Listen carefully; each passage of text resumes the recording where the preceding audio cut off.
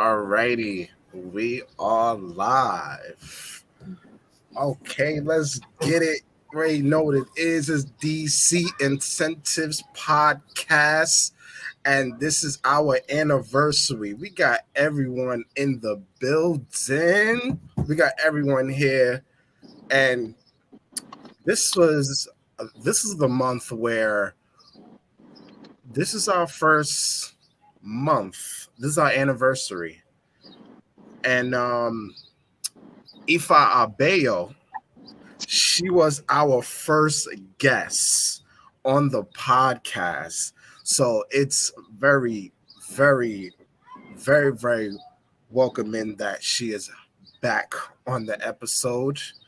And as we introduce to her, first, Phonetic Wisdom, talk to us real quick.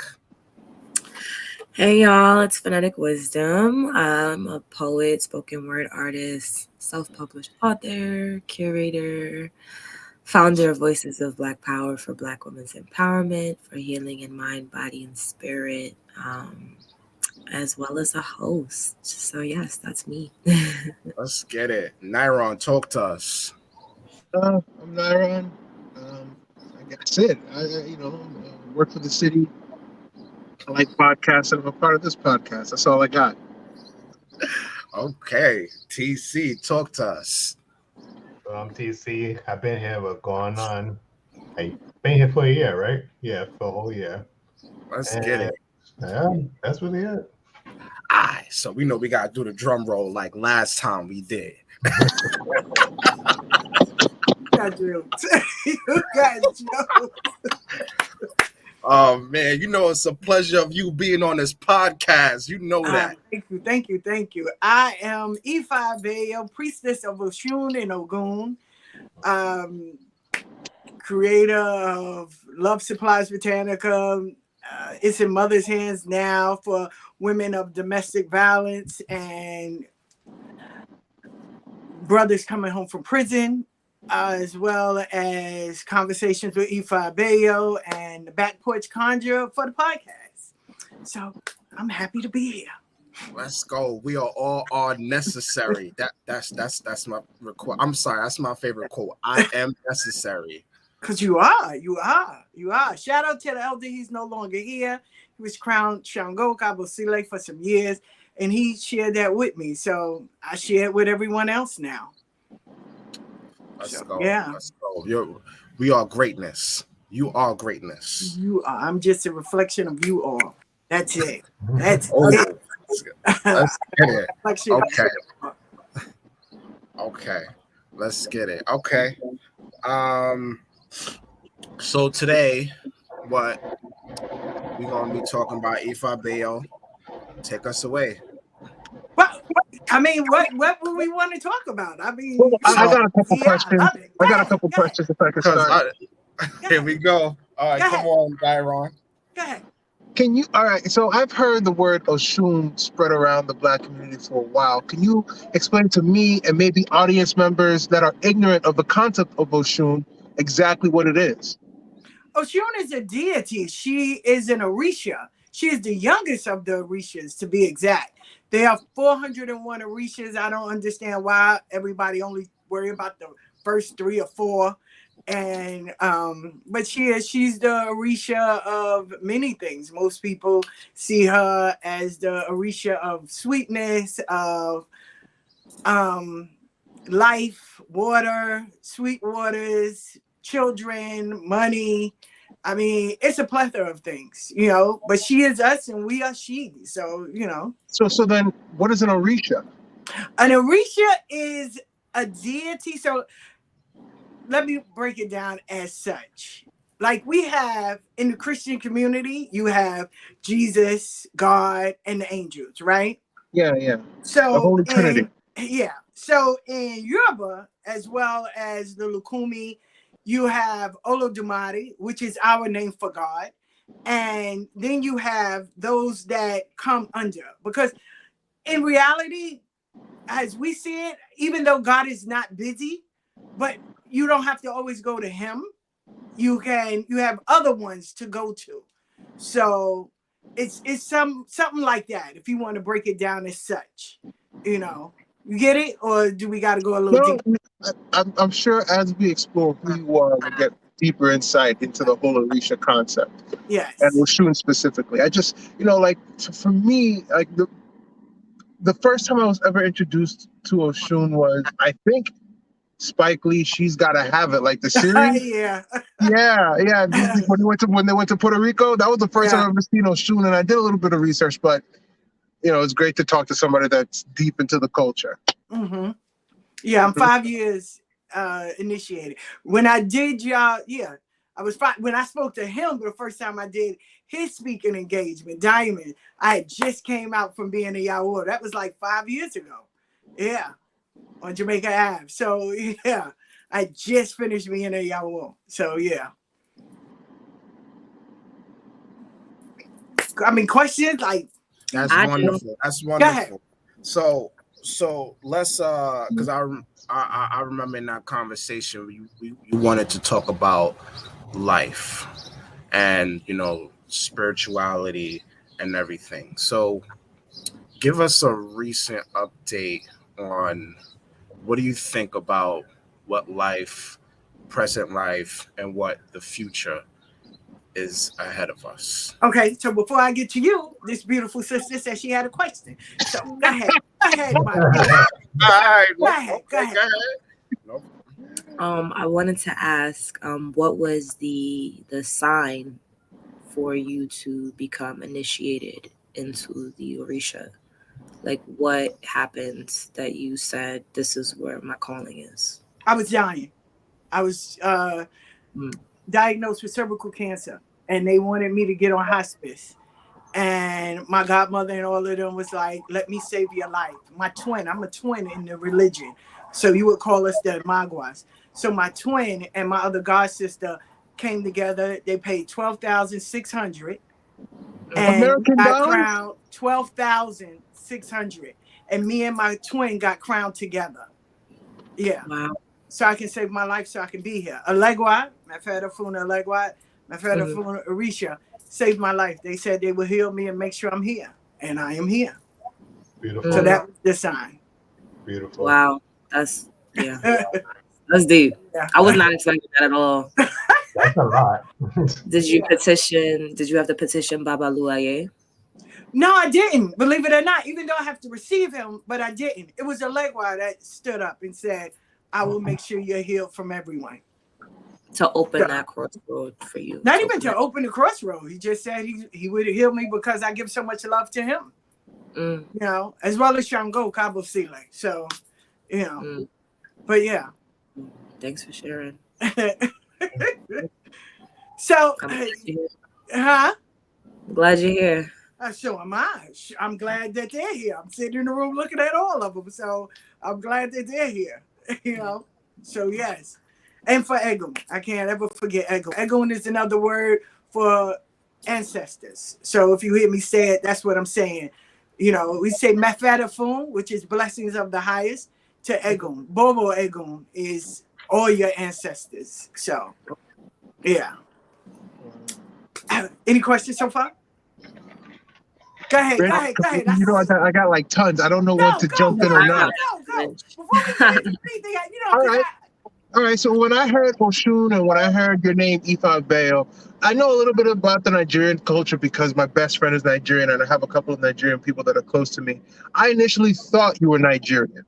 Do you identify as so then where did you come up with the name Ifa Abeyo? Okay, so there are different ceremonies that we would have to partake in, right? So one of them was getting my kofa, that's sitting with a ruler, right? Or some people call them a rumula. And in that ceremony, they give you a signal and they give you a name. So my signal I got was Obeyono. The name I got was Ifa Abeyo. And at that moment, everybody in the room was crying. I didn't understand why they were crying. I was like, okay, it's just Ifa Abeyo. Okay. And she was like, a ruler chose you while you were in your mother's stomach. So I felt really proud to hold that name. And my godfather, Ibaye, he passed away. So I'm going to always carry that name. So that's where I got it from.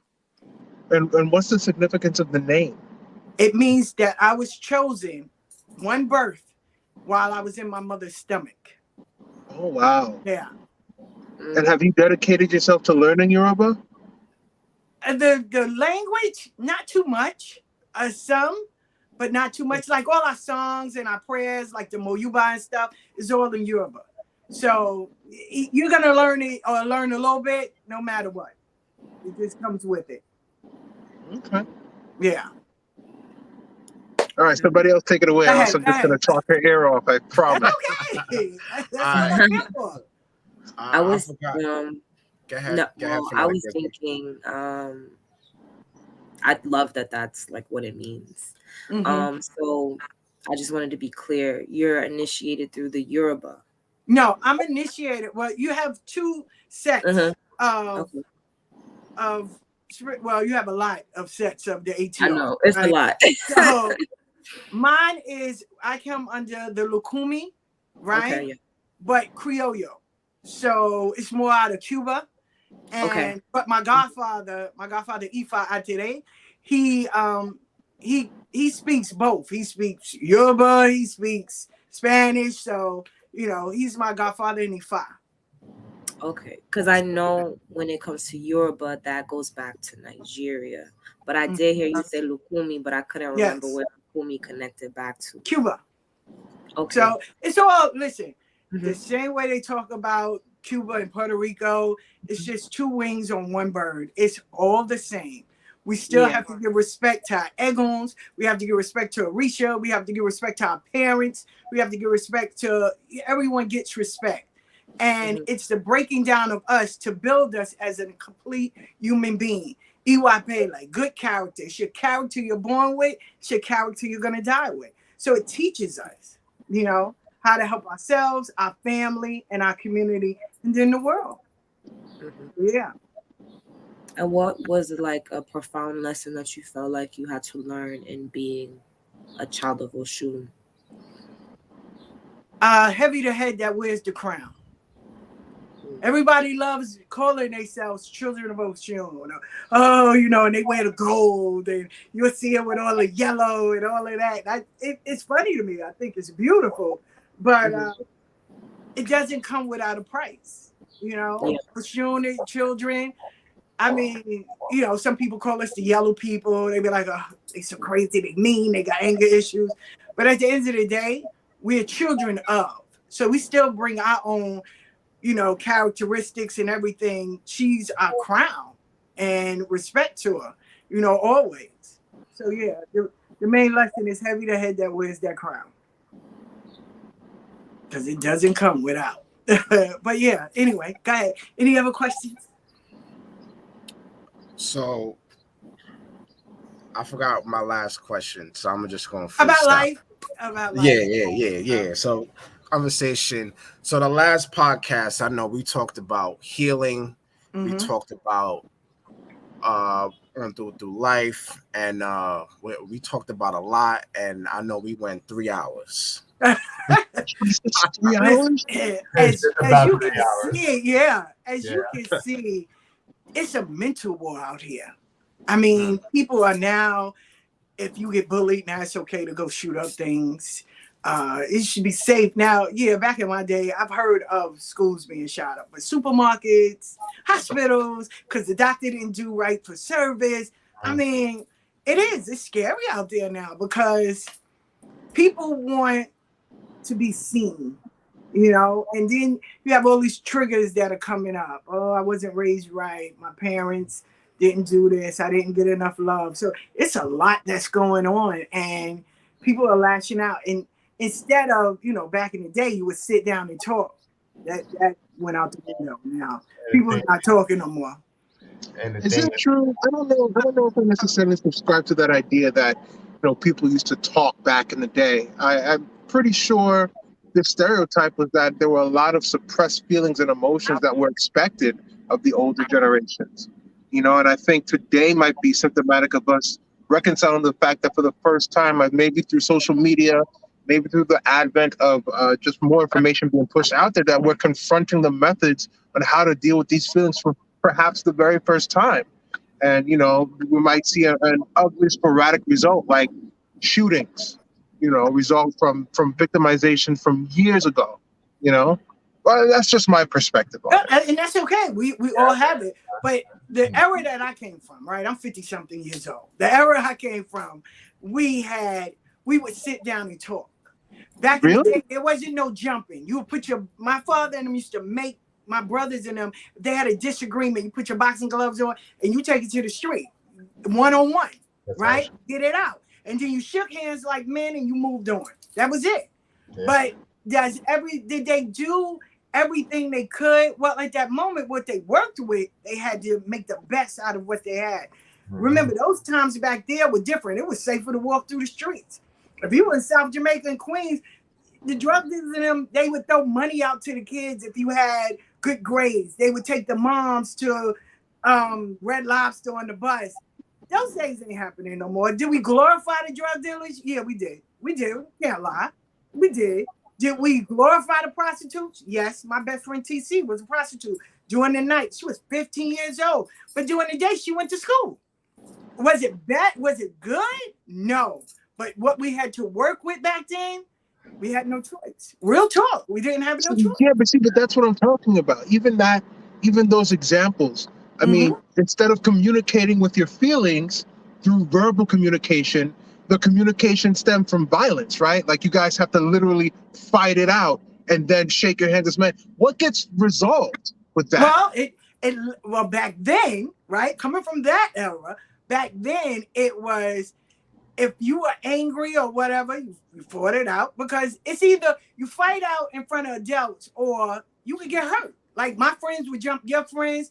I lost a lot of friends in ISA from jumping. There was a girl that, because she didn't, co-sign with the other girls and she wasn't in the cool clique, she wasn't a bully, they jumped her.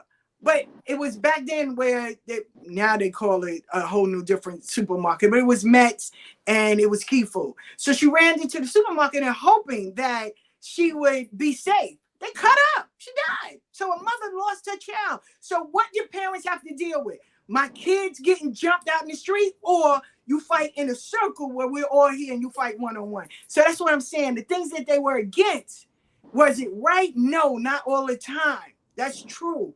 But they had to work with what they had, the resources and all that. The things they have now, back in those days, they never had that. They didn't have those things. So it didn't fuck some of us up? Yeah, it did. It did. When the crack era came and everything else, it did. It screwed us up. But are we paying for it? Yeah. Back in the day, you wouldn't hear of nobody shooting up a school in the black community. Mothers will whoop you up. First of all, I got to get off of work. I'm working for my paycheck, for my welfare check. I got to buy these food stamps with cash.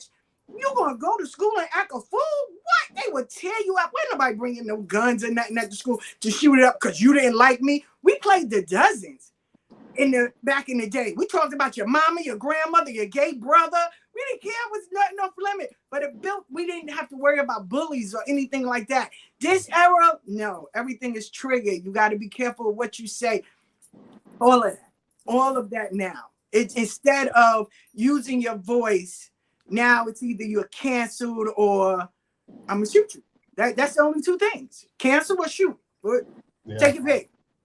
It's sad. And the crazy thing is why it's so dangerous nowadays, because things are so easy to access now. Finally, the 12-year-old that shot up, that went to go rob a gas station. Just not too long ago, Philadelphia just had a shootout today. See? It's crazy. It shows you how easy it is to get a gun versus it is. The gun laws are horrible. Yeah, like back in the day, you could get a gun, but come on, compared to now, it's different. And let's be honest, and excuse my language, we're all pussies at the end of the day. We're all pussies. We're all fighting behind a computer. There's no such thing as talking our feelings, because guess what? This generation wasn't taught that, especially in our community. Especially in us men. We didn't even know how to express our own emotions, but we know how to get it done. And that's the sad part, because if a guy or a brother was to cry, we would label him as gay. Exactly. As soft. Just the fuck you crying. Because I remember, no talk. I always keep it real. When my son asked me, like, yo, you ain't no girl, don't cry. But instead of us saying, yo, we scared, because those streets out there are dangerous. I Yeah. don't need you to be vulnerable. So, now I'm happy that he got to a point was like, Mom, you can't say that to me, like for real. So, and yeah, and I had to apologize and make adjustments as well as my niece, because that's the average way. Men don't cry. Men don't share their feelings. You hold it in and you go and do what you got to do. But that's the worst in the world, Yeah. And the community where I come from in Queens, where they had to change it because God bless the dead. When Ricky Choker, here's a dude that's like the strong dude. He committed suicide. Like, yo, what are you going through where you gonna take your life? But we don't know the battles and the demons people fight, because it's wrong to express that. Because if you do, God forbid, you fresh meat out there in them streets. Yeah. I can't go and be like, yo, my mother treated me bad. What? Yeah. Not selling drugs or being out there hustling. They will beat you to death. Yeah. So yeah, it is scary times. Yeah. I think my question would be like, you being on your spiritual journey, were there like messages that came to you about how we've degenerated as a people? So I'm not going to say degenerated, because I met this young lady and her daughter was sick. Her daughter was sick. Her daughter was dying. And she wasn't in our religion. She was a Christian. She can recite the Bible back and forth, all of that. And the grandmother stepped up and said, because she didn't have the money to initiate her daughter, to save her daughter's life. And the community came together. So I can't say that they don't come together. I can't say that we have fallen. All I can say that, but at this day and age, healing doesn't always look pretty. And I'm happy that the scabs are being pulled off and things are coming out into light. Things that been happening in the world forever. We just have now a lens to see it because we have social media, and instead of people helping, they pull out their phones and start video and shit. So you see it now. And it's nothing, that's scary. It's nothing that's scary if you've been out there. If you've been out there, it's not scary. But healing doesn't look pretty. But it's healing now. Now it's healing. And the communities are coming together one by one. They're coming together. It's not. Yeah, Mr. Abeyo, I think I have to agree with you on that. I think us that are part of the African diaspora, especially in the United States, are still in a perpetual state of convalescence due to, the amount of setbacks that the American government has provided to us. And as a result, what might look like degeneration in the form of exposure of all these violent acts among our people, I think the first thing you have to do is expose a wound before you can fix the wound. And I think what we're right now in is in a state of exposure about all of the plight that we experience. And it is. Yeah, I think of my life and I think of where I came from and where I'm at now. Like when I was young, I was pimping girls, selling drugs. So I hung out in the street. I was a part of the street, and I'm happy for the transition. I'm happy for the women that's saying, hey, D, you got to change because you got kids now. You got daughters. You soon you gotta have grandkids. So to change my life from being out there, from being locked up, from going through all these things, it is amazing, So, and to expose the wounds, to see healing. Like I said, healing is never pretty on no level. It is never pretty, So when it comes to work, it comes with dedication, consistency, discipline, focus, acceptance, accountability. It comes with all. So, yeah. Okay. Go ahead.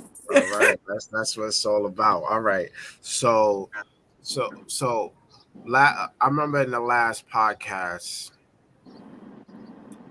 we've talked about your health, and last time, remember, like what advice would you give now? Take care of your health. Don't go to doctors. Eat right. What? Leave me alone. Take care of your health, man. Health is wealth. I've seen people get all this money and they can't spend it because they sick as shit. So take care of your health. Oh my God, do yoga, walk, drink water, like really vitamins and minerals. Like I said, we didn't have all this access back then. I was born with the shit that makes your bones. I always talk about it, and it's so crazy. Arthritis. I was born with arthritis, right? You were So over born the with years, arthritis? huh?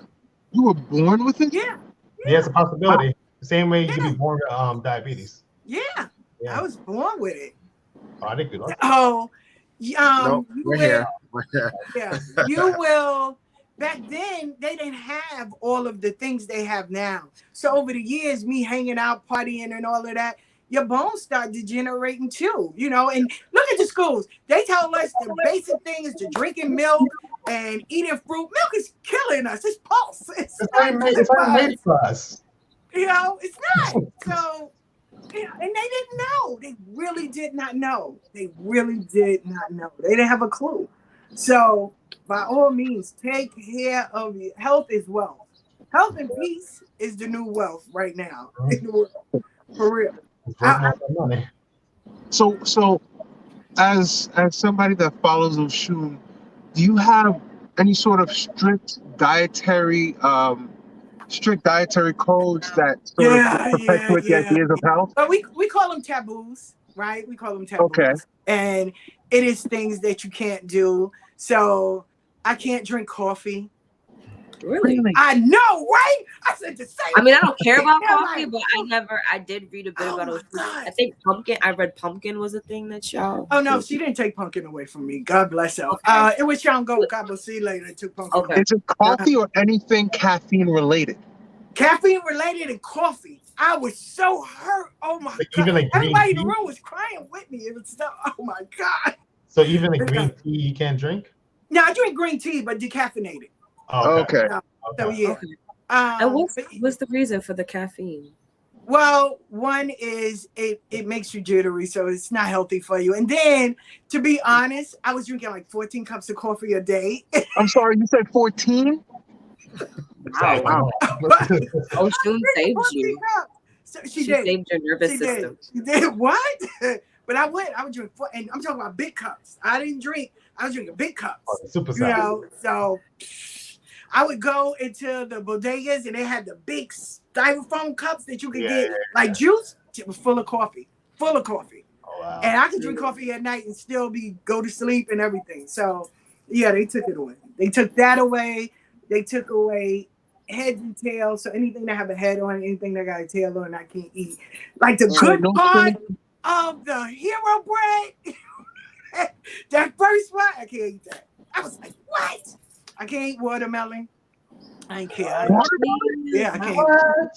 can't eat watermelon. Is it because it just makes us look bad as black people? Is that the reason why? I can't eat anything that belongs to Yemaya. I have to always respect Yemaya's foods. So I can't. Oh, yeah. I was thinking about that because I'm like, Oshun is basically the daughter of Yemaya. Well, it depends on, I guess, story. I've heard different stories. They're sisters. Yeah. So y'all call that patakis. Right? Yes, Patakis, stories, odus. Yeah, that is correct. So what does your diet mainly consist of? Not food, if I took anything dairy, like I can't eat cheese, so I eat vegan cheese. My godfather used to always say, "Cheese is cheese," but as long as you don't overindulge. But coffee, liquor, smoking, they took that away. I eat that, I die. So when they put death at the end, I respect it. I ain't eating it. Yeah, I can't drink. I can't be around alcoholics, people that drink. I can't have liquor in my house. So it's a lot. You can't even have it in your house, not even as a decorative. No. And if I do, I have to put it next to a batala, so it can always have a cool head. So, but yeah, no, can't smoke and drink in my house. It's like no, can't do it. But yeah. How long have you been on this diet? For 5 years. And how's your health? I'm okay. I'm good. I'm here. I'm talking to you. I Like, am like, necessary. like, did the doctor, like, I don't know the last time you went to the doctor, but did the doctor No, go, I was my good with God, that. you're, I don't play that. you're remarkably healthy now? Yeah, well, that's why I have to always stay on top of it, and make sure and choose, whatever's in my mouth that goes in my stomach. I have to choose what I'm eating, and I can't eat at people's house. But I understand, right? So real talk, I got to share this. A ruler told me I can't eat in no one's house, right? So I go down to Atlanta. I go to my friend's house. God bless his day, he passed away. And I was like, well, I'm going to the supermarket with him, so they can't be doing anything poison. That's how I thought. Like, oh, maybe people would try to poison me. So, okay. So we go, we get the food, we eating. He takes his plate and put it down to his dog, and his dog is cleaning the plate. So I was like, okay, I didn't think nothing of it. That's his dog, his plate. Okay. So then my other friend put his plate down. And I was like, yeah, see that look that TC getting like, okay. And then, because no. because That's then what- when I that's got why. finished, right, they took my plate and put it down. I said, wow, y'all must be paying a lot of money on bleach. He was like, no, the dog cleaned the dishes. All my food was ready to come up. I had to call my friend Terrence. Was like, yo, come get me before I beat everybody up in this fucking I house. don't eat for For people. real. But you would think I would learn my lesson because my godmother was like, I told you, you cannot eat at people's house. So I went to a good friend's house and he made some shrimp and grits. And I wanted it so bad. I was like, oh my God, can I get some? He's like, yeah, let the dog finish licking it. I said, never mind. So a ruler told me I can't eat in no one's house. I can't. So I don't eat at nobody's. Mama still be telling me not to eat at people's house. I think I'm A ruler. And it's not that they're trying to poison you, but people have their own way of doing things. You cannot see behind walls. So, and it's a lesson learned. Yeah, and you know what's so funny? That it's not funny that you say that, but like my mom been telling me like don't eat food from anybody. Like she's very serious about not eating food from anybody. I'm like, Mom, like, I don't know anybody. But like I realized, like as I went deeper into my spiritual journey, I asked why too much. Like I don't need to know why all the time. And then if you're trying to figure out why, certain things, but I'm the why person. Like I overdo it.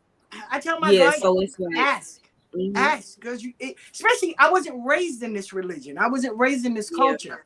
I hung in the street. The only people we saw in white were ushers and the voodoo workers, the hoodoo workers. That's it. So I didn't even know anything about Lukumi or the Risha or anything. So I ask questions. I always ask, like, okay, why does that do? Because at the end, I want to make sure my grandkids understand it too. I hear stories where people go, oh, my grandmother or my people, they were in it, but I didn't know about it. No, when my kids come in here, they greet Oshun, they greet their Risha, they greet Egun, they know how to Moyuba, they're learning, they don't pronounce the words totally too much, but they get it, they understand, they come with respect and reverence, they know how to forebelly, they know how to throw themselves. So, I want to make sure that they get it because I don't want them to be scared of, and I don't want nobody else to put fear in. My grandson, he's 20. When he was in school, they told him, you were born in sin. He was like, nah, I was born divine. I was divinely created. So when the teacher was like, oh, no, you're being disrespectful. And he said, okay, don't call my mother, call my grandmother. And then I was in all white. When that lady saw me walk through the door, she said, never mind. He's right. Yeah, ma, because I'm going to come. I'm coming. Like, no, I'm not going to tell my grandson he was born in sin. We're not doing that. We're not. I don't have anything against Christians. My brother's a preacher. I respect it.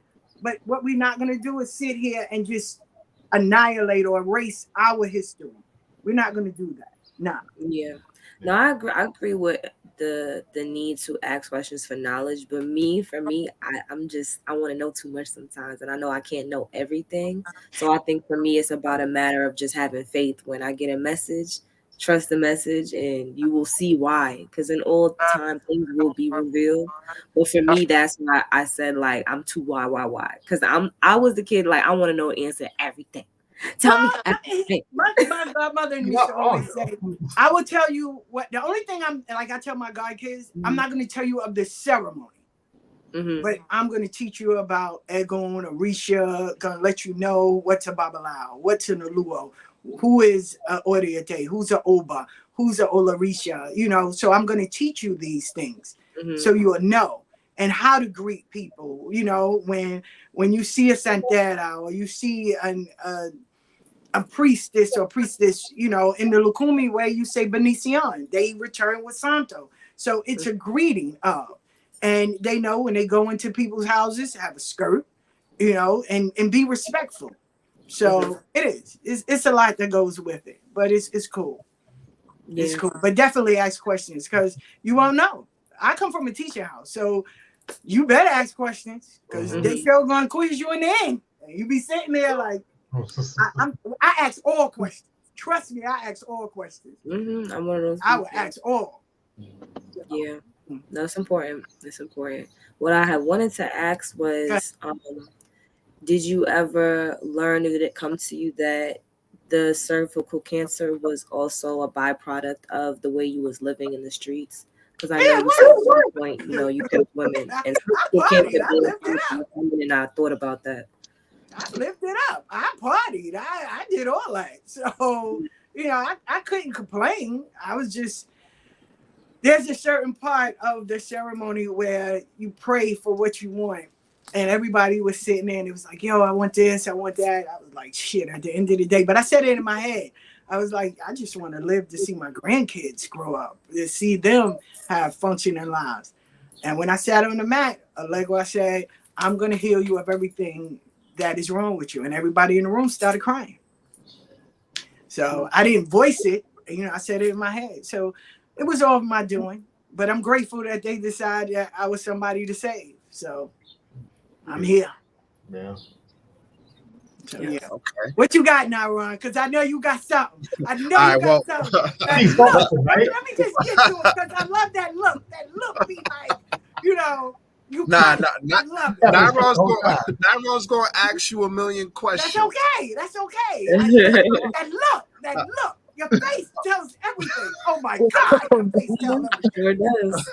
I'm just here, but Rich, you wanted something to say? Nairon, I got two questions for the wonderful goddess, but we're gonna go ahead. All right, so talk to me about your churches. Do you guys have a version of a church? You have a prayer center? How does that work? Oh no, we have drummings and bimbes and oh my God, we have ceremonies and these drummings are so beautiful. Everybody being all white and they have their beads on. Oh my God, it is what was the word you used? Bimbes, drummings. Bimbe. Drummings. Yes. So everybody comes together and they play like real drums. They play. We play to Egun. They say prayers and everybody walks in. Even people for their first time. Because I've took a lot of people to drummings. And when they come, it's so beautiful. That's our version of church. It's not church because I don't want to confuse the two. But if you put it as so, that would be it. And so there's no designated building or anything? Is it sometimes you can have it in your house. Sometimes people have it in their shops. You can have it outside. Like there's no set place. Okay, and is it weekly or is it a spur of the moment thing? Whenever you hear a drumming, if you want to go and support maybe your godparents or your god sisters or maybe someone that's in the religion that, you know, they invite you and you go, you know. And that's it. Great. It sounds like, I like that. That's cool. It is, you know, and you come and, you know, you give your respect and the Orisha come down and people get messages, you get readings, you know, what's going on in your life. Sometimes you don't get a reading. And I always say no news is good news because that means your life is going great. They ain't coming over there because when Ogun comes down, he's coming down to whoop your ass. So when my father come down, I'll be like, okay, he just stands in front of me, give me love. I must be doing something good. Let me get my ass on over here.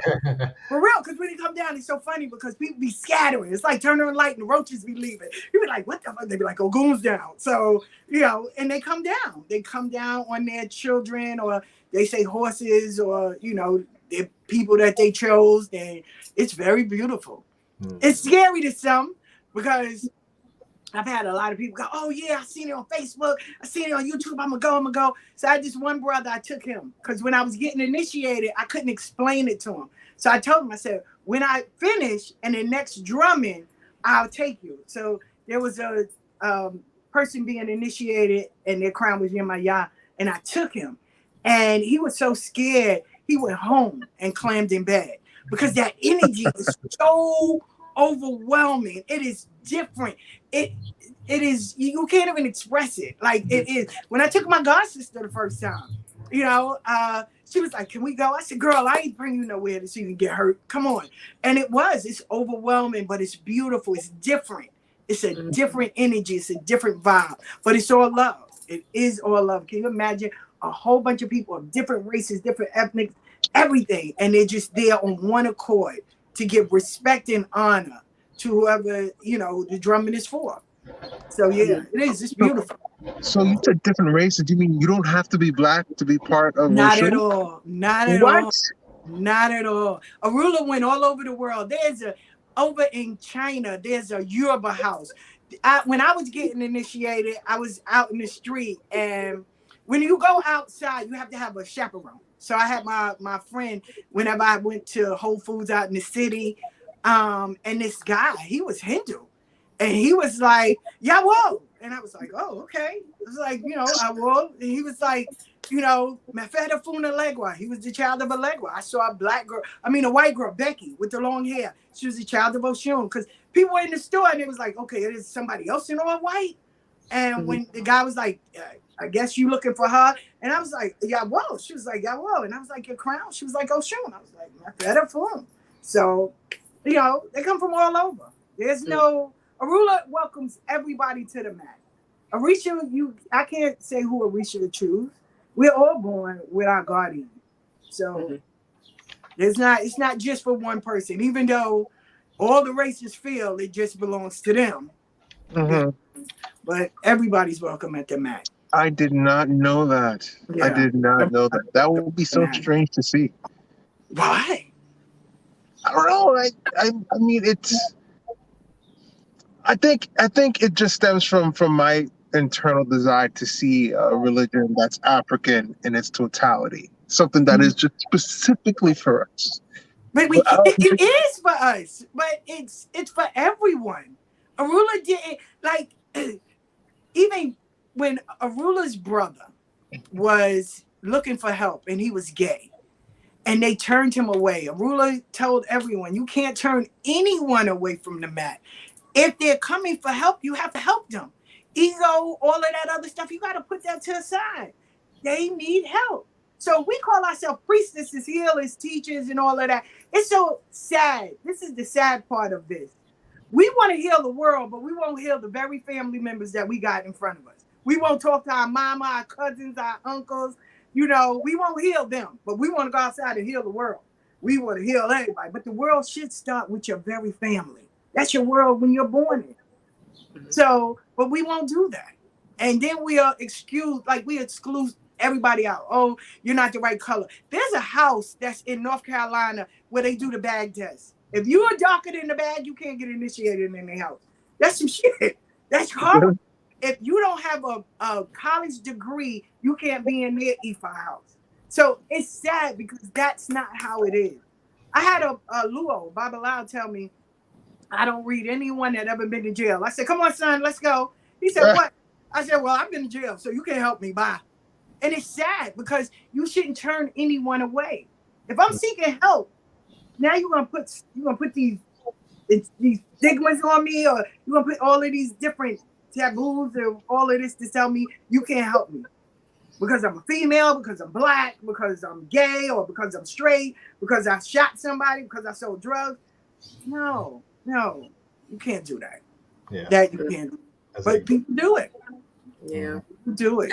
Yeah. I remember reading a book by this priest about Yamaya, and he was being told because he was gay that he was gonna die. And I mean, he never died, but it was just that rejection because of his sexual preference that he could not be one with return to his God self in a sense. Isn't And that yeah, I think it's like it's kind of like being like a gang, like where it's like, well, no, your colors don't suit us. But at the end of the day, like you said, it's an egotistical thing when you are returning to your spiritual self. You have to be able to overcome what society has placed on your mind as division, because in God there is no division. That separation is the illusion. So Mhm. it's like, even if we really think about it historically, any other race is our children. Like, they are of us and came from us. So who are we to truly turn them away? But we do. We really do. And people think that racism doesn't exist in spirituality. I was called a nigger. I mean, oh no, move, she's just black, move her to the side. You know, I went through, my godmother would cry. She'd be like, everybody else initiations was good. I feel bad for her. She went through the hardest. I was going to the E train on Sufton, coming off of the Long Island Railroad. This chick from Africa, her and her friend really tried to do a whole exorcism with me while I was in the elevator. I was sitting there looking at them like, she was like, oh, the power of Christ compel you. I said, if this chick pour water on me, I'm going to forget I'm going to yell war and I'm going to beat them. But she was like, oh, you're going to hell. We don't practice this in Africa. They're lying to you. And I'm like, looking at her like, man, why? Why? No, colorism is a monster, especially in the black community. I think the only encounter I faced with colorism, I was working for a transportation company, and I was just about done with college, and my truck had broken down. Mhm. So manager comes, he's driving back, and we're talking, and he's figuring out who I am a little bit, and he goes, "So wait a minute. You're light skinned and you got a couple college degrees. I need you to date my daughters." You know, he was telling me about all these things, like about targeting light skinned people, so that, because he was a darker skinned man and he chose a light skinned wife who was a lawyer, and he had some light skinned kids, and he wanted to keep that going. And because I was tall and handsome and light skinned and educated, like, I fit the bill. But it was like being light skinned was the main thing, and it was, quite frankly, I was shocked and disgusted. Yeah. Yeah. They listen. You have people that, it was a girl that wrote on a post, "If you're dark skinned, Oshun will curse you." Because when people think of Oshun, they think of this light skinned woman that with this long hair and all this gold. I was like, no, Bo, that's not how it works at all. At all, it doesn't work that way. So you run into light skinned chicks and they be like, oh yeah, I'm Oshun. And then they look at me and go, "You must be Yemaya." I know you lying, girl. Wow. I know you lying. But yeah, they see Yemaya as this big, dark-skinned, thick girl, and Oshun is very thin and very light-skinned and very eloquent. And then Oya is like, she's in between, and all she want to do is fight. And I'm like, y'all got it so backwards. And it's sad, you know? Yeah.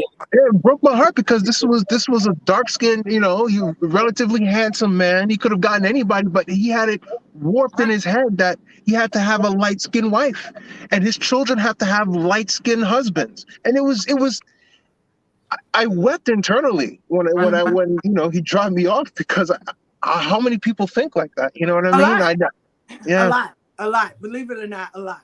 A hell of a been lot. told that way, People so. see me, the first thing they say, they won't say, "Oh, she's the daughter of Oshun." They be like, "Oh, you're my yah, right?" And I be like, "Shade?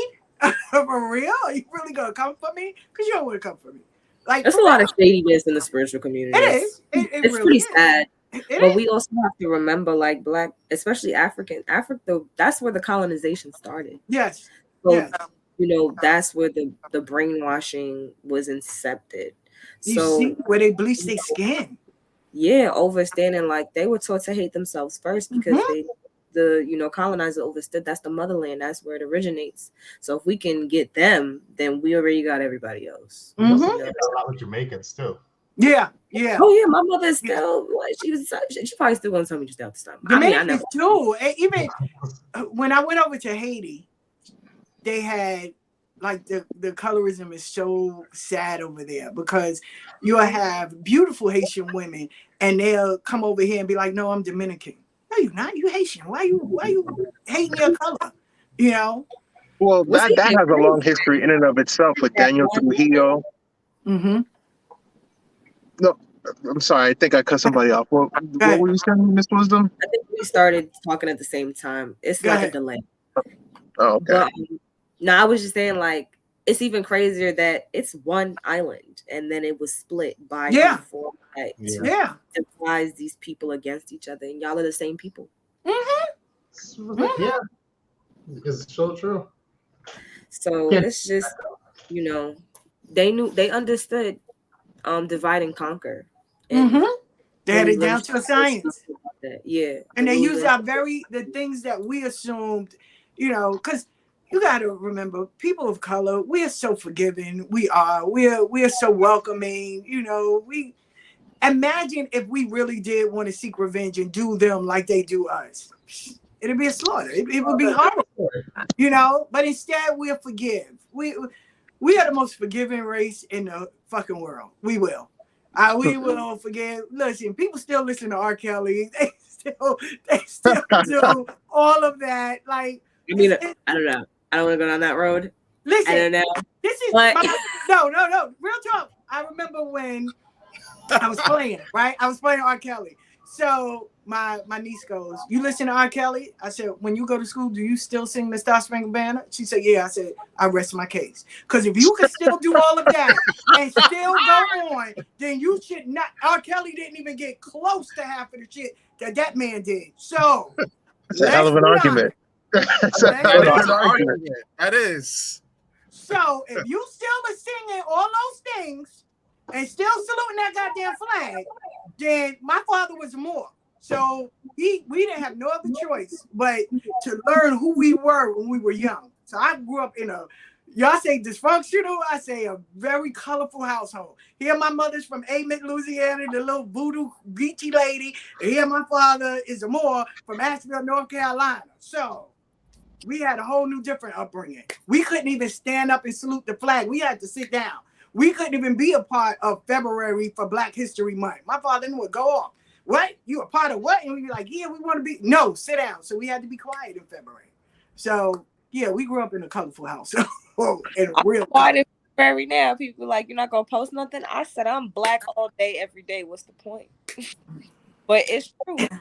It's so many different perspectives and cultures, ideologies that we've been brought up under, and it all leads back to one.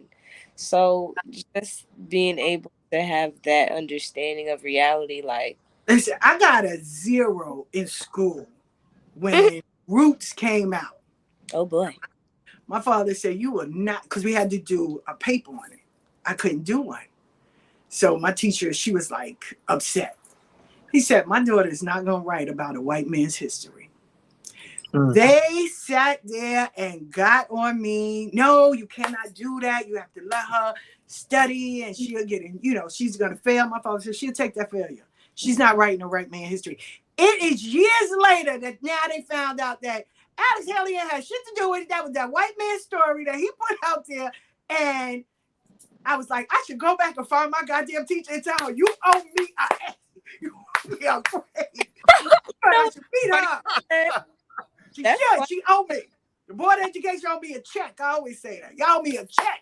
Y'all knew y'all was wrong. My pops was on point. But yeah, he came up there and he was like, "No, she's not going to write this." Wow. And years later, 20, damn near 30 years later, they come to find out that wasn't even that man's story. That was a white man's story that they paid for. And the brother, the elder, Dick Gregory, Ibae, he made sure that he had proof to show all of this. And it was so sad. It was so sad. I think the Board of Education owe me money. They owe us a lot of money because they didn't teach us shit. Nothing. Nothing. Well, I mean, you gotta give some, the education, credit though.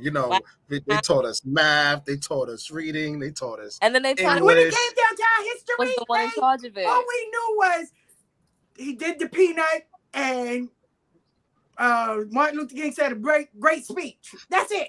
That's all. I'm going to have to disagree. I'm going to have to disagree with that contention. Why? I think the education system is flawed, but it's dead. It's because of the education system that I can make so many different references to so many historical figures like Marcus Aurelius, or if you want to go back to the continent, Thomas and Nkrumah.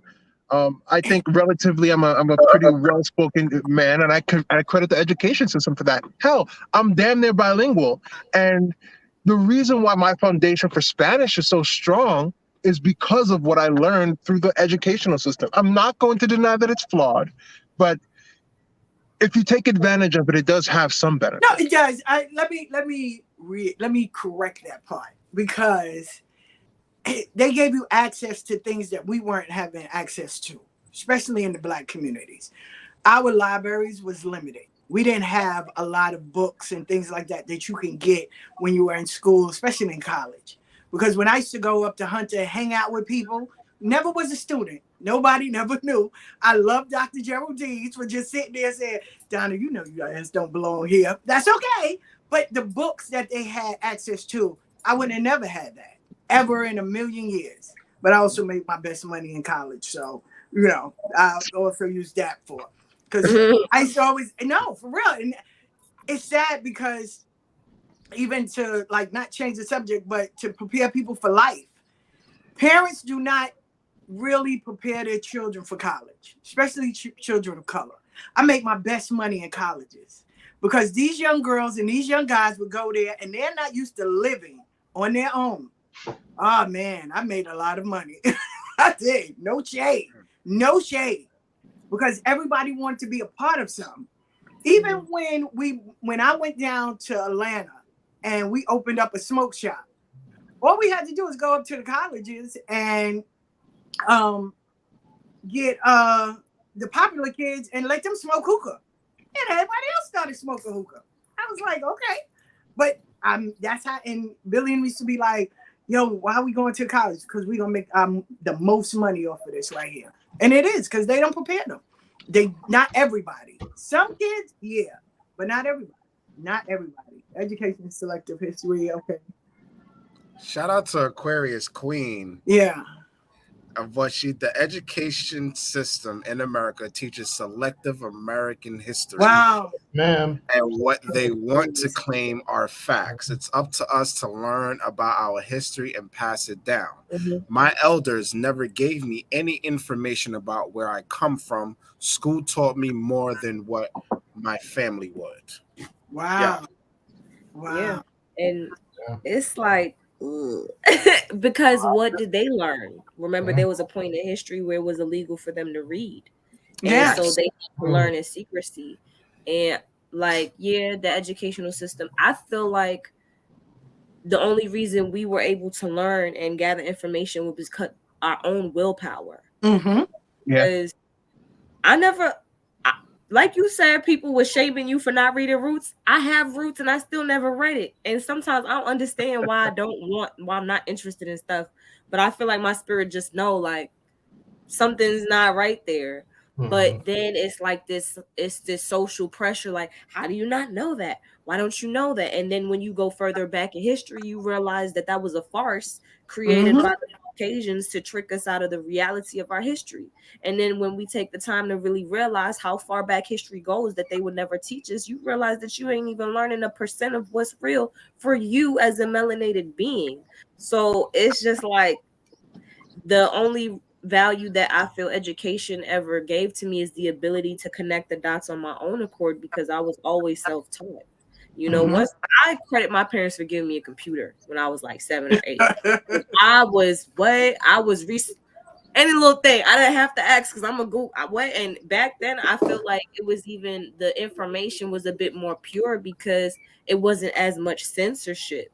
Now it's like you have people searching up information, and now anybody and everybody can go on the internet and say anything about anything, and it's a shit show. It is. It is. It's But it's sad because okay, so when my kids was coming up, we lived in Atlanta for 20 years.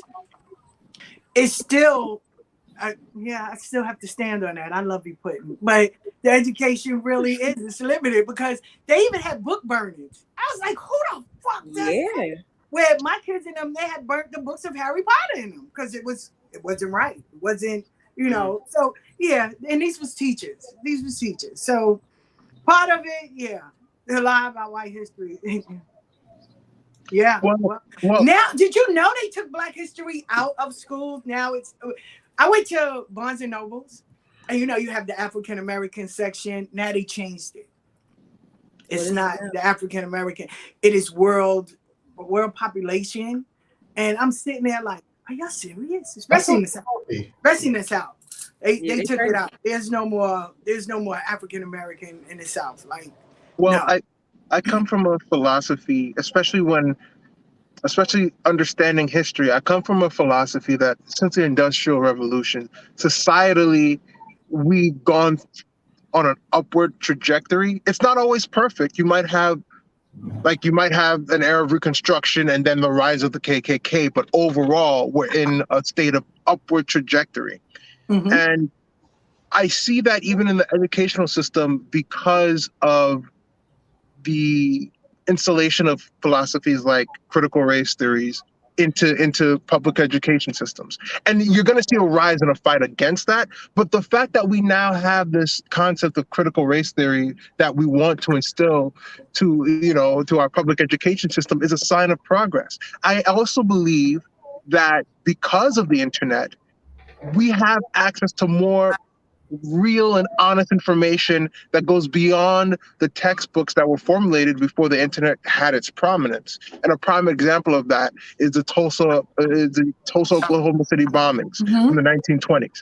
I never knew about that throughout the educational system, right? Mhm. But I come out of college, I have a Facebook account, and because of what I follow, people were able to share this information with me.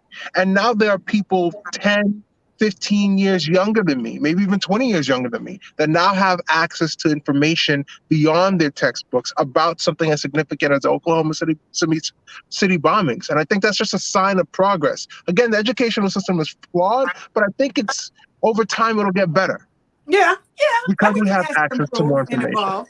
That's true. Like, and I love it when you said that because you have so many people that didn't even know about Central Park. Thank God for Hidden Right, Colors Seneca Village. coming out Right. for Black folks. I mean, I have to always give it to Tyreek. I have to appreciate him. He was in one genre, and then he just said, "Fuck it, I need to understand where Black people come from."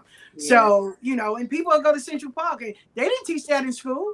Nope. Like, it was a whole village. No, So you're right. It is. It's improving. It is flawed, but it's improving. And grateful for change, and grateful for people with voices now that are standing up, saying things, and sharing information. That's the Yes. biggest thing because And when we get society stuff. shares, it forces when Yes, society shares relevant information, it forces the institutions of that society to reflect information that the society it's is true. sharing. You know what I mean? I think that's why we learn about critical race theory now Mm-hmm. in public schools and elementary schools. It's a good thing. Mm-hmm. So, It is. Nyron, why schools are improving? I just explained it, Rich, is because society is sharing more information. We know more.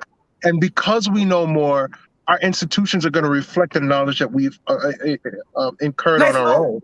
Let's hope because not everybody So, has to It's sign not up the to that. so, how do we get to this point of improvement then? The internet. I really think it's the internet. The internet connected us in a way that we've never been connected before, and ideas were able to be spread in a rapid pace, in a light speed pace, as opposed to before the age of the internet. I agree And with that to a certain degree because you gotta remember people still run the internet. So let's say, for example, search something on Wikipedia. I can go on Wikipedia right now and say Obama is Chinese from 1900s, and people say, "Oh shit, he is."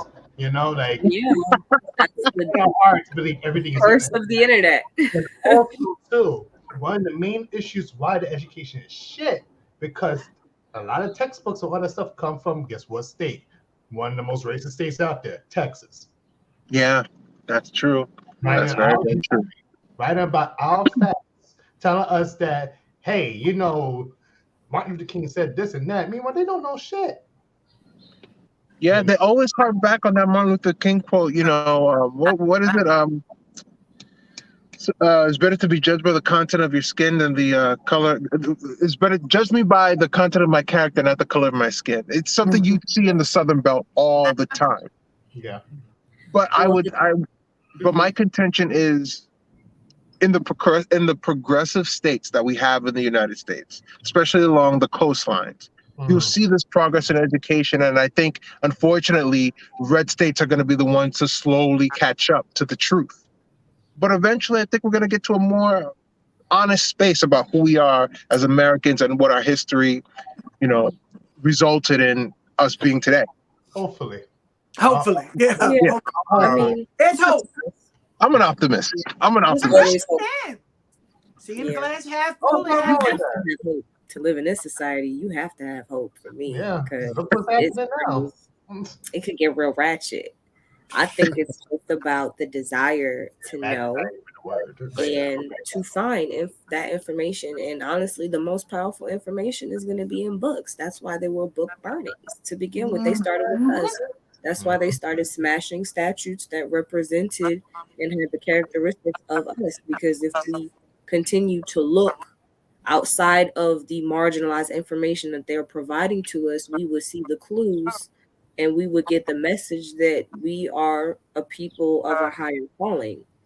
And so it is really about being vigilant in our research practice because there were people that we, thought were a part of, the mission for us to reach our highest degree as a people, and they were agents of the same people trying to take us down. The FBI sent out agents into the Black Panthers to take them down that looked just like us. And I remember I was having a conversation with some sisters about Kwanzaa, and I was like, yeah, when you find out that was spearheaded by a white man, and they was like, what?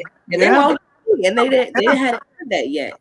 But it's like, yeah, there are things that they're gonna put out there to confuse us about who we truly are, because they know if we realize who we are on a mass scale, then things will not be as they are. And that goes especially for the Black women. You know what I'm saying? So it's like, it's a lot. Yeah, Moors have a saying: "The hand that rocks the cradle rules the world," and it's true. Yeah, history is a man-made construction of the winners of conquer. Those that benefited from conquer are the ones that are going to dictate how we learn about their conquest. But I think we reached an age, especially with the phones that we have, that are cameras that expose the dark sides of the benefits of empire that we're in. I consider the United States to be an empire. When it exposes the dark side of the empire, right?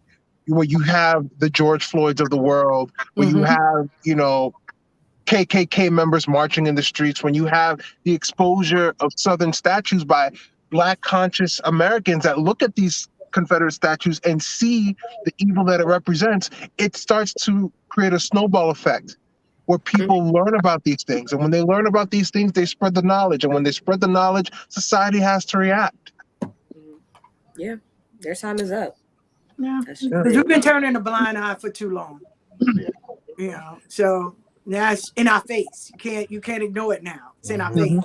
Where you're having a white young man to ride into a predominantly Black neighborhood and decide to shoot up a supermarket.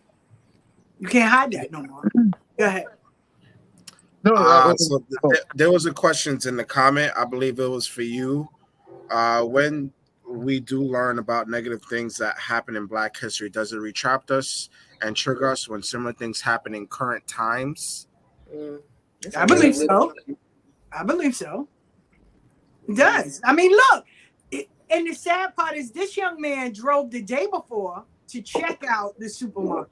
I live 3 hours from there. That's Buffalo. I live in Utica. So, I mean, and if you live up here, you'll know early in the morning, it is the seniors. They get out. They go and because they're so used to it. They go to the supermarkets early in the morning. If you live in the South, in Atlanta, they have early specials for seniors. So he already knew what he was going to do. And you see in one of the videos where he was aiming his gun at the white dude, and the dude was like, "No, I'm white." He was like, "Oh, I'm sorry," and then go on to shoot everybody else. So it's in our face. All of this now we are exposed to. Does it make us? The problem that's scary and sad. We are so used to it, it doesn't bother us anymore. Yeah, we numb. Yeah, we're used to it now. Oh, you hear about, oh wow, they killed a black person. It's like, okay, because we're used to it, and it's sad. We shouldn't, instead of just being I'm not, used to it. Like, what are we gonna do for it?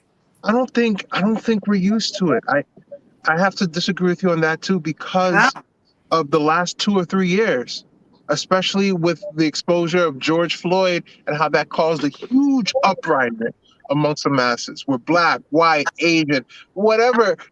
We all came together collectively to unify and protest about, systemic police brutality. And Will Smith TC, slap. TC. I got you, TC. But Will Smith slap has been on in the internet so long. We ain't see too much of what went on in Buffalo and all of that. That was just for a little moment. But Really, that is maybe I'm looking still at something talking. different on my Hold on, feed. Miron. Hold on, Go ahead. Miron. One mic, Go ahead. Miron. One Oh, mic. sorry. No, it's okay. But we've all seen the Will Smith slap. That stayed on forever. People started dissecting it. You went on Ellen and all these different stars came out and they started talking, saying, "Oh my God, it's so heartening. Oh, I feel so bad." But here it is, a young white dude that had nigger written on his gun. Went in there and shot up those people, and it was only for a little bit of time. And we moved on. Then he shot up a school. Then they shot. Now they speak more about the mother going in saving her kids than they do about the dude that shot it up. So we all know. But I understand. Listen, we can agree to disagree and it'll be okay.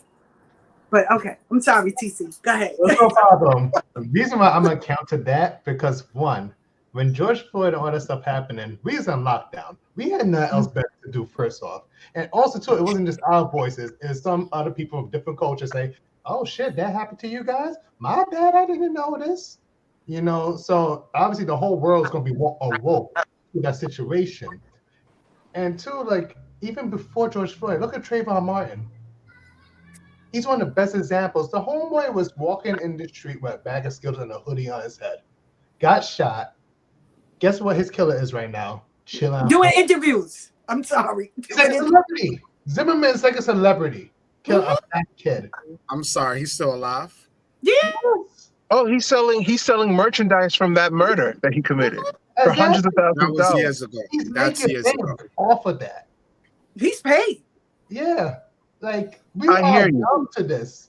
This been No, happening for so long. The Central Park incident with the black people that happened before. I could name the next one. Eric Garner. Mm-hmm. There's so much. We numb to it. It's the same. So- Yeah, I'm about to have Aquarius Queen come in. Is that okay? Sure.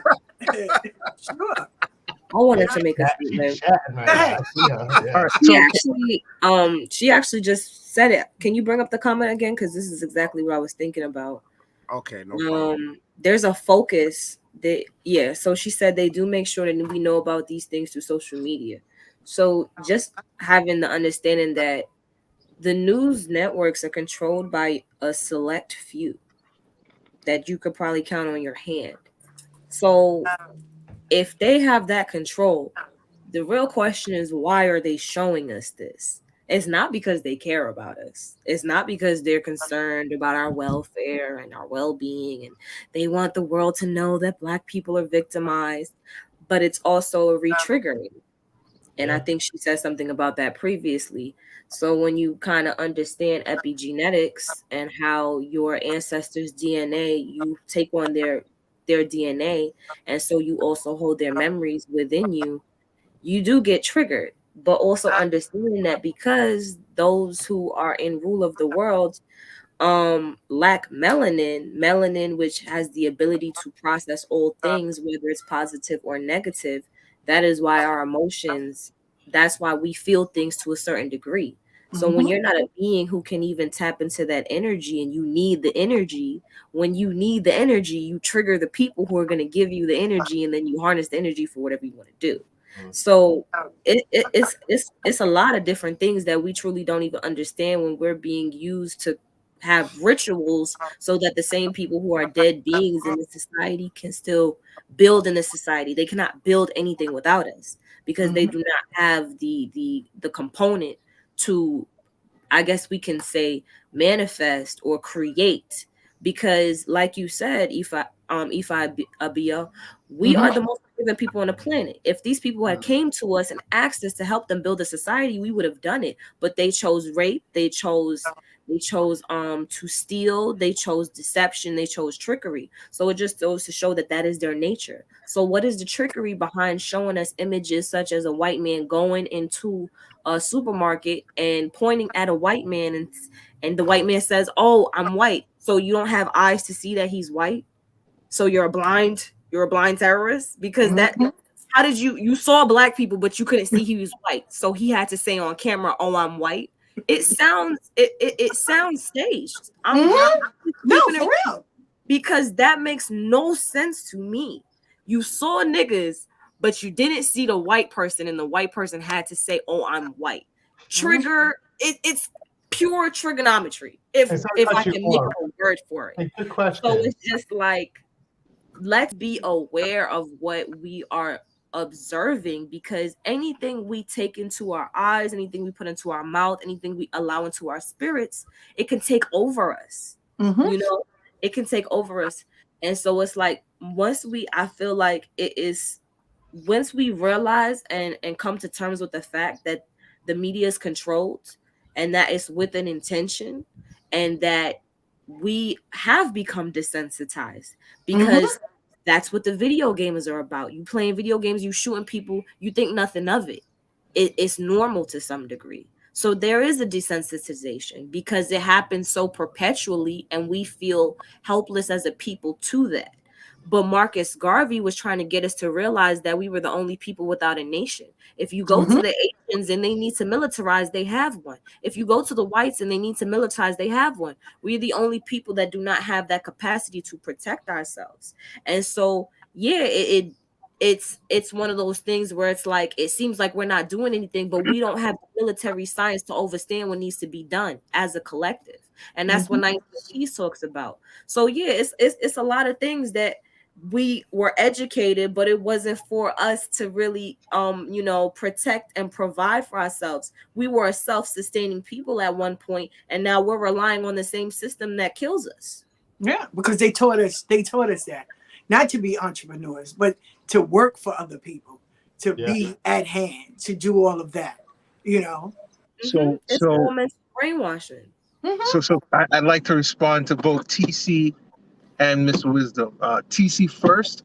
I will agree with you that the pandemic did expedite the social reaction that we did see, but I think just like how before the pandemic, um, it was expected that you would work 5 days a week in an office, and post pandemic, the workforce has a change of demand. I think the same goes for racial contention in this country. I think the pandemic has given us the opportunity to at least start embarking on a lasting impact on how we face race relations, right? Because of George Floyd, you had these protests. Because of those protests, you have CRT. Because of CRT, you have a bunch of people exposing themselves as to why they would want to fight back on the idea of introducing the real history of America to the youth of America. So I think it was a ripple effect. The pandemic was a ripple effect on both the economic and workforce side, and both, and also on the social side. And in regards to you, phonetic wisdom, when you mentioned about why these big corporations are now exposing black trauma, I don't think they're doing it because they want to perpetuate this they want to trigger us. I think they're doing it because they don't have a choice, because we have our phones, we have podcasts. We're going to expose the truth, and if you're a media company and you want to survive, you're going to have to either go with the times or wither away and die. If people are going to show George Floyd on Facebook, Twitter, Instagram, and then you go to CNN and they're not going to show what happened to George Floyd, CNN becomes irrelevant. The people are going to question the relevancy of CNN in the first place. They don't have a choice if we're going to be the ones to expose what's wrong with this country. And the reason why I mentioned podcasts is because podcasts are now individual systems that subvert the need for big media companies like, I don't know, AM radio. and we can have discussions like this about what we really think is what's going on in the country. And if they want to survive, either they're going to have to join in and face the reality that we all see, or they're going to wither away and die like floppy disks and CDs. They don't have a choice in the matter. And you're not wrong, but my point is that there's always going to be a hidden agenda there. Just like how my good sis said that the slap of Chris Rock from Will Smith is trending more than George Floyd. It's they understand the algorithm of our minds because they were the same one that programmed it that way. So yeah, all right, now we're gonna give y'all a little something today, and it's gonna be something different tomorrow. And it's that's how fast that we, not you or us here, because obviously we're on a different frequency, but a lot of people do not have that attention span to realize how the narrative was flipped that fast that their head spins and they don't even realize that there was a massacre last week in Africa, and now they're focused on something that happened on the Grammys for paid actors. These are paid actors. Yeah. And so it's all paid acting. That's what I think about when I turn on the TV. Because if we're gonna say at some point, oh, the television is telling lies to your vision, then why does it change? Because it's the news. It's all on TV. There's over 1,000 channels, but you yourself are the original channel. What are you watching yourself? Yeah, I'm with I you. was boss. How come I didn't get bars, Rich? What? I didn't say any bars? I thought I gave a lot of bars. You did. You did. Let's just not wrong his thing. He can't Not vote. wrong. He can't I'm vote. gonna give you your flowers. I appreciate that. I appreciate that. I'm gonna say this, Nyron. You must forgot what I said on the last episode. I said the news is not. The news is not to tell you to tell the truth. That's what I said last episode. The news is meant for you to make money off of your emotions. That is what the news are for. The news is not meant for you to tell the truth. The news is not meant to be like, oh, well, we care about this, but no, they care about making money through your misery. I said that in the last episode. Well, Rich, I two things could be true at once. That's true. I agree with that about that. We live in a capitalist society. These news outlets are owned by capitalists. Their objective is to make money, and nothing can generate more money than triggering emotions. That is absolutely true. What I think is also true is that if they don't report the real news that we all see independent of them, they won't survive regardless. I think because we have our own media outlets on our phones, because our phone can be our own news source, we kind of are forcing these media outlets to tell the truth. And if they don't, they'll die and they'll stop making money altogether. So I think what Miss Wisdom was saying was right. Like they are going to try to do and expose everything they can to subvert the truth. But as we become more independent on what we share amongst ourselves, I think the truth will eventually overtake those subversion. Okay. Yeah. All right. Okay. I can now. second that. Yeah. A quick Just question once with we get the once we Buffalo realize the shooting. mind control, I think we'll just be in a better space to accept what's real from what's fake. Back to what you were saying earlier, Poetic, about the Buffalo thing real quick. Wasn't the FBI behind also the shooting? Like they knew he went to the gun store and stuff like that? They know everything. That's why it's just like, for me, there's no way that this could have been a total surprise. You know what I'm saying? Yeah. So it's like certain things, just like when you really break it down, it doesn't make full sense. You know what I'm saying? And like, I didn't watch the video. I'm not watching that.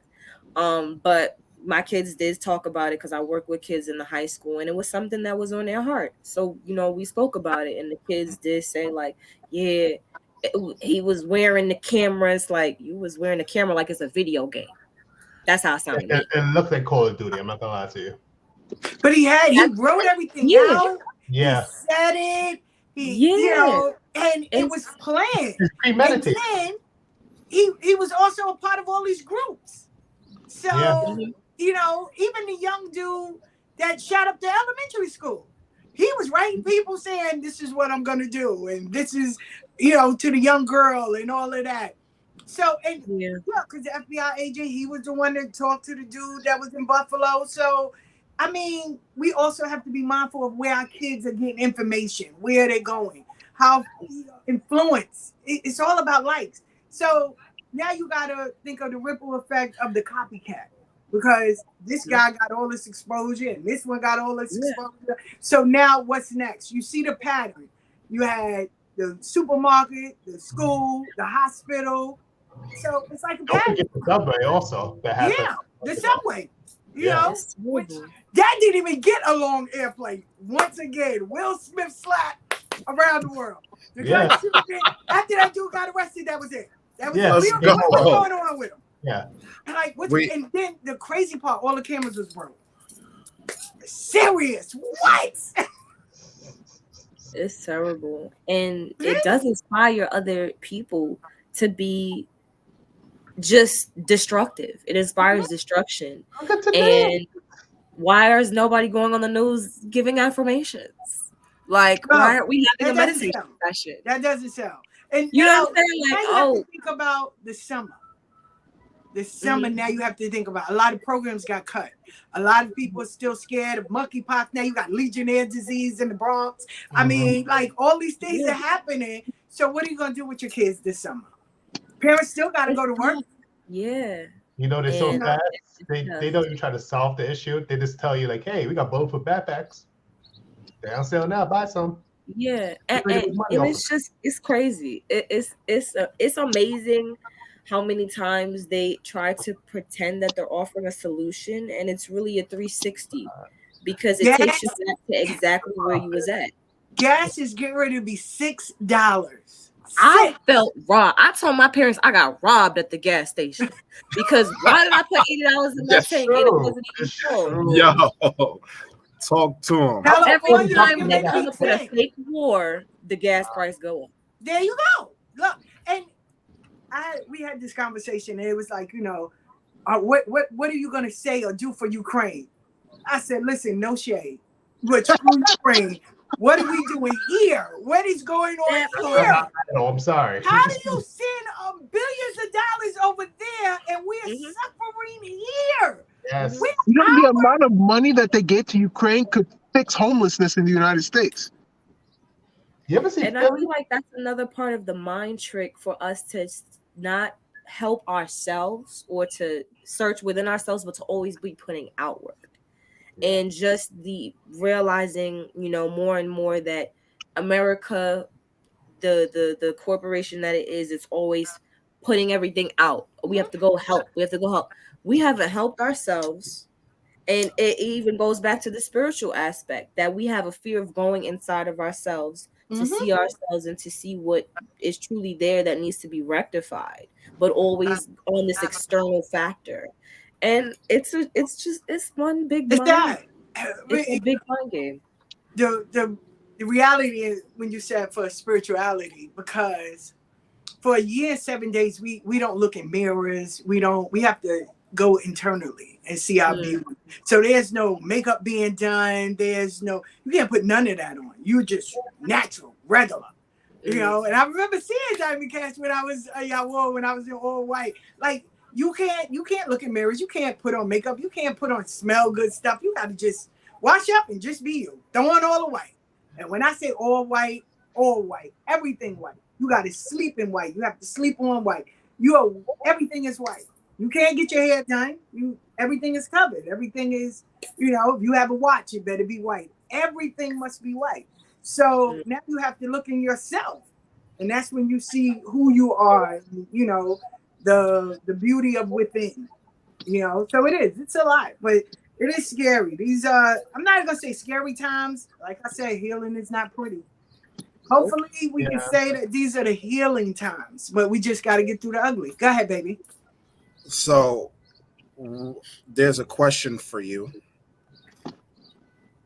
Yeah, there's a question for you. So I've noticed Oshun's relations to other Isha differs depending on the spiritual practices. Ifa, Chiners, Centra, Ropa. Ooh. Okay, Oh, so it she is gave out the Ifa, names though. Like, Sanctuary, Santeria, Voodoo, oh, Palo, Oyo, and Lukumi all work with Orishas differently. Well, Mhm. in Voodoo, they don't work with Orishas. They work with Luau's. In Palo, they work with Nikisis, Zabanda, Siatarayo. So these are all different. They're not all the same. Work with the Orishas differently. How does your practice differ? What rich traditions do you have that strengthens your connection to the Orisha? Well, like I said, I practice Lukumi, but I am scratched in Palo. So in Palo is more of an ancestor, more of Egon, and it's two different things. That's like the best way I can sum it up is you have in the church way, you have Catholic, you have Pentecostal, you have Baptist. So they're all different. And it's not the same. In Voodoo, you have Papa Legba. To some, when you look at him in a picture, he looks like Saint Lazarus. And hi, you confused? Okay, let me break it down. I'm sorry. Because he's like, I'm looking at him, and you're right. His face says everything like he's confused. Okay, Voodoo I is might have to cover my camera. let's do it normal. Voodoo is you have New Orleans voodoo and you have Haitian voodoo, right? mm, They work with the luau's. It's not Orisha. That is something different. The same way you go into a Catholic church, you're not gonna be hollering like you do in the Baptist, saying praise God, doing all you gonna hear, oh Lord. That is a difference. It is a different thread. You cannot mix them all together. This is not gumbo. Everyone has to make it more simple. There are 1,000 ways to get to the creator. We all have our different way because we cannot mix them all together. There's no Oshun in voodoo. There's no Oshun in Follow. There's Oshun is not there. Oshun is in Ifa, Lukumi, and you can't even put them as the same. And it's sad because people try to do that. They'll be like, oh, well, if you're in Palo Mayumbe is from Congo. She said, Ogun place, no James. He will check you. Yes, he will. Blessings to my father. But and Palo is older. The beauty of Palo is it's oral. It is passed down. You're not going to find a lot of books on Palo. It's more of a passed down oral tradition. And Lukumi and Ifa and Voodoo, you can go online. You can get books. There's always books. There's always YouTube. There's always Palo is very more. You got to be in it to win it. But the one thing I will say about Palo, it's more family based. You are not going against your family. You know, how I was taught with my tata, you don't go against your family. So family comes together. It is more family based because it's older. So that's the best way I can explain it. But okay. oh. Naira, hi baby. How you doing? I just love your face. I'm alive. Because I'm here. he be giving it. He be giving it. Oh my God, I love you. I love you. Because he be giving it like I got 90,000 questions. What the hell you said, lady? Come It's on. this face right here. What? Yeah, like hey, give it to me. Give it to me. I want to ask my two questions Go ahead. for our audience. I feel like because you said that you explained this on the very first episode, but I feel like they need to hear it again. Mm-hmm. Can you please talk about the plagiarism of the Marvel characters? Of It's just coming out of nowhere. Hold on. Thor and them of how they blesses the Stanley. Because I think somewhere along the line he had some blackness up in him or he was up in somebody black. I'm serious because when you think of Thor, when you think of Superman, when you think of all these people, and even with the Greek gods, all of that he did with Odin and all of that, you know, they did copy when you look at it. Because Ifa says, which is so beautiful, Ifa speaks of every religion but every religion never speaks of Ifa because Mm-hmm. it's old. It's old, and it's been copied on so many different versions and so many different levels. And instead of embracing and learning, people just automatically dumb it down where it is demons. It is the devil. You shouldn't talk to your ancestors. You should not learn about the different paths of different deities, or everything just has to be Christian based. Jesus is the end, or be, the lace front guy. You got to make sure you worship the lace front guy, because if not, his hair be laid, y'all. Come on. His hair be laid. But everything is Jesus. So Mm-hmm. it's just so sad. It's so sad because the truth was so hidden, but yet and still it was right there in our face the whole time Yeah. when you think Mm-hmm. about it. It's very intentional. It's Mhm. very intentional. And do you ever think of, because I had this like coming to my spirit recently where it was like, in because I was raised in a Christian home, but I'm not Christian, and I would think like they always speak about not idolizing any gods before, like the supreme being, which I guess would be considered Oludumare, like you Mhm. said.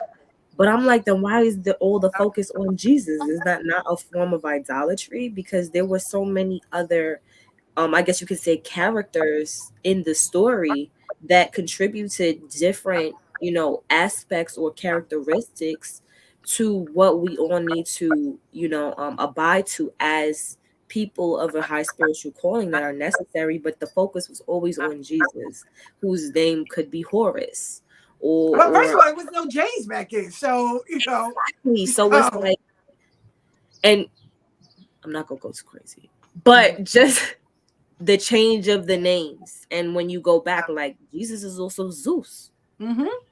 So just like, I don't want to get too crazy, but how do you Listen, I feel? got in trouble in church. I asked 2 questions and they got me. From Mm, Africa, went all type of spirituality right from there too. But they did. It is the birthplace. It's no shade, but I got mhm. in trouble because I asked, how does Adam and Eve have belly buttons if they were created? Because you had a belly button, I mean that cord had to be connected to somebody. Then I asked the number one That's a question: good question. why don't we learn about Lilith? Oh my God, I Oh, was you fucked cursed them up. Why'd you do that, Afa? Why'd you out. do that? You brought up Lilith in the church, the Yeah, first woman. You yes, I disrespectful, Afa. did. Yeah, they did. They really did. They got on me and they Uh-huh. told my mother. And yeah, I did. I did. Because I was like, That was okay, you. what happened to Lilith? So like I said, it's so sad the way history and the way religion, especially spirituality, is taken out of context and it is put as something that's wicked and evil. The only thing you would know is don't do this, don't do that, don't do this because you're going to hell. You were born in sin. But didn't that man jump on the cross and die for all our sins? Why we still got sin? Why we gotta still be born in sin? That Make don't no never sense. make Math ain't sense. adding up. I was like, no, The no, story no. never made sense. Yeah, if Actually. Adam and Eve was the only 2 people on the planet, and then they had Cain and Abel.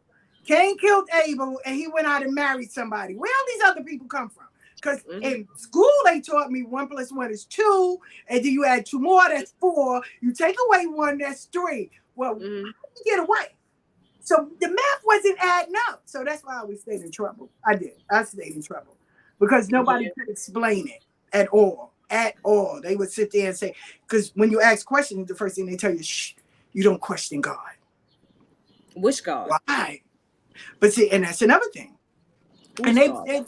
when you look at history, they thought it was more beneficial to give offerings to one God instead of all these other ones. So let's start bringing that money home instead of you spending it to this one and this one and this one. Just Mhm. worship one, and the rest of y'all paying taxes. Let's be honest.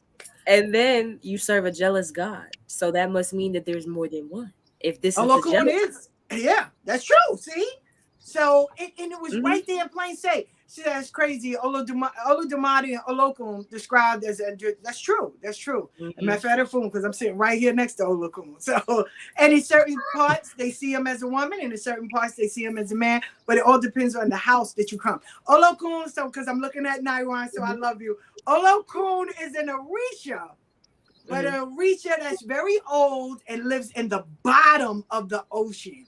there is a saying. The only one that knows at the bottom of the ocean is Olodumare and Olokun. Now, let me break it down to you, Nairon, because I love you. We receive Olokun because Olokun is at the bottom and it gives you stability. We need stability in our life. We don't need to be all over the place. We need to be stable, not only in our family, in our homes, in our jobs, in our relationships. Anything you do, you need stability. You need to know that I am stable. This foundation, this floor is good. So this is why we receive a locum for stability. Okay. Got it? All right, because I Got it. don't want you to be looking like I don't get that. So I make sure I do the best I can. Okay. No, thank you. All right. Yes. Oh, go ahead. Phonetic wisdom. No, go ahead. Okay, so this is gonna be my last question. Then y'all can take it away. Go ahead. So, why is it important to greet each other as affirmations? For example, how we did earlier, peace. I am a reflection of you. Why is that so important? For me, because it changes the energy when you see someone. When I walk in a room, like yesterday, I had to run to the doctor, and everybody in there was just, they looked like they just did not want to be there, for real. And when I walked in, the first thing the girl said is, "Hi, how are you?" I said, "Oh, I'm necessary like you are." And it became a domino effect. She said, "Girl, what she say?" The other girl in the other room came out. "What she say?" She said, "She's necessary." She said, "Oh," I said, "We all need to know that we're needed." And it changed the energy of the room. I can walk in a room with a bunch of females and just with some people can say, "Oh no, that's not it," but it is. Women, when they get together, it's this, I'm the biggest dog in here, I got to be the diva or whatever. But when you start calling everybody beautiful in the room, it kind of just makes everyone on one level. And it changes the narrative. So, because it lets you know you're not better than no one else. We're all here on the same accord. We can agree to disagree respectfully. You come with yours, I come with mine, and we embrace it. You know what I'm saying? So it is. That's why I do it, because it changes the whole energy of the room. I like that. The only words I don't like is when they go, "Hey queen, hey king," because first of all, in terms of royalty, there can really only be one queen and king. And secondly, because of slavery, I don't know if my ancestors were really kings or queens. They could have been peasants for all I know. Now, this is the ghetto part in me. When people do that, no, for real talk. My son-in-law will be like, "Ma, I hate you right now." When people go, "Hey queen, hey king," I'll be like, "Ooh, they got an EBT card in their back pocket." For real, that's the first thing that comes in my head. For real, I'm dead serious. And, it does. So that's why I'd rather just be like, "Hey Puddin', hey sweetie, hey beautiful." But I understand what they're saying, because it's this brother, his name is Benu. He always says, it's better to think yourself as royalty, because you'll feel good about yourself, because you don't know what the other person may be feeling or may be going, and maybe them calling them a king or a queen might uplift their day. So I understand why he would say it, but in the back of my head, I'd be sitting there saying, "Child, she got an EBT card." I'm crying. I cannot with you. Yeah. I think I do. I mean, I definitely disagree with you. I definitely think disagree. it's just a matter of wanting people to see that they are not, I think we have been for a great deal indoctrinated to look at ourselves as the lowest of the low. So I generally see it as an intention to remind each other that as melanated beings who are naturally of a spiritual calling, we are a royal people. So I do understand what you're saying. Iran was like, well, maybe I didn't come from that, but also, do you really know? Did you do the research to go back into the generations to find out that you were or were not? And then you're just talking about your earthly bloodline. What about your cosmic bloodline? So That's too much. That's too much calculus for me. Just refer to me by name. You gotta love him. You just gotta love him. I love you. I'm serious. I love you. You just gotta love him. He's honest. Yeah. No, we need that. But I accept it. No, he doesn't hold that. We need that. That's the only way we can move forward. We have to accept everybody in their totality, everyone. And baby, I accept you, all of you, every part of you. I love you. I'm serious. I love you. You will keep me on my toes. I don't drink, but I will take a drink after hanging with your ass for about 4 hours. I'm saying though, I accept Naron, but he can't hug me. Yeah, For real? yeah. I tried to give her a hug. She doesn't know me yet for a hug. I was like, that's wild. That's wild. Oh, give him an ear hug. Do this. I let him into my event. That was a big deal for me. To be like, give him air hugs. I will say the y'all. food was delicious at the event. I do appreciate the food. Yeah. And the strippers, it was nice. All right. They're dancers. The dancers. Sorry. The dancers. He got to do it his way. They didn't strip, but they were dancing. I appreciated the choreography. The choreography. You gotta watch your words, Naron. He got to do it his way. He got to do it his way. At least you know. They're aerial pole artists, but I understand what everything I do is classy, baby. Okay, I don't think strippers are classless, but either way, I've seen some strippers throwing money at them. Choreographed. There was an exchange of dollars. I did see that fly around. You gotta pay for services, baby. Ain't no free shows happening. You ain't coming for free. Right. I appreciated the choreographed dancers, the food, the music, the poetry. It was all Afrocentric. I didn't see a white face in sight. No, that's a lie. Actually, there were 2 white faces. I wish there were more because we need our reparations, but it's okay. That's right. You know what? They should have been the ones giving out the dollar bills. And they should have given at least every single black person there at least $1. Well, you can spearhead that narrative next time. I don't know where they went. I'll be the reparations auditor at the next event. And so before I leave, because I have to do this other event, and I love y'all. Yeah. But do you have a question or anything? Because we about to close out. It's she has to go, y'all. So is there any other questions we have before we well, I'm always on Facebook, I'm always on TikTok, and I'm always on how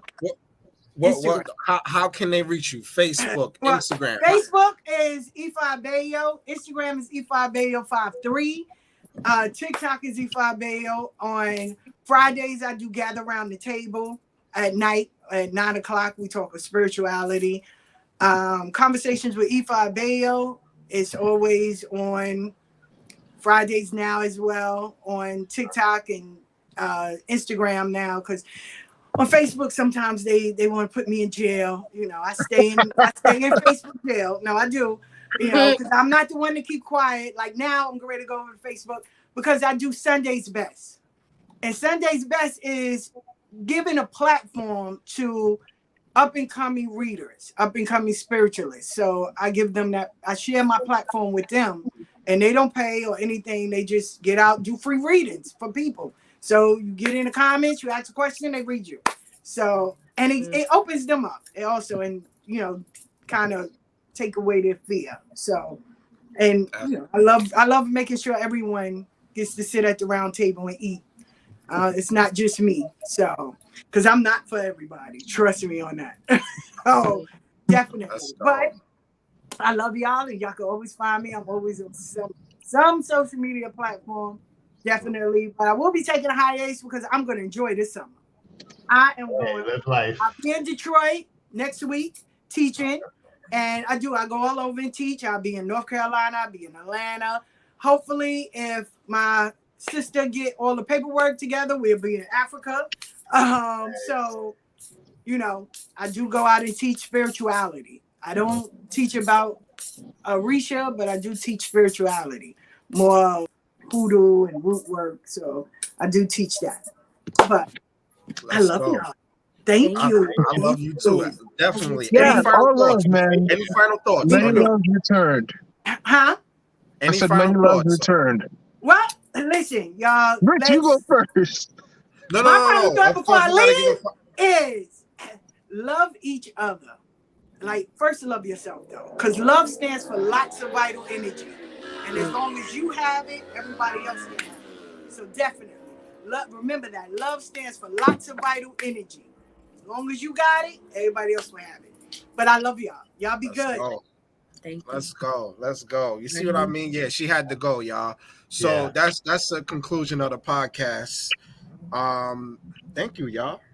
Thank you. You're welcome. Phonetic wisdom as always. Thank you. Pleasure. But yeah, that's the ending of our episode. Okay. All right. See you guys later. Lessons. Love you.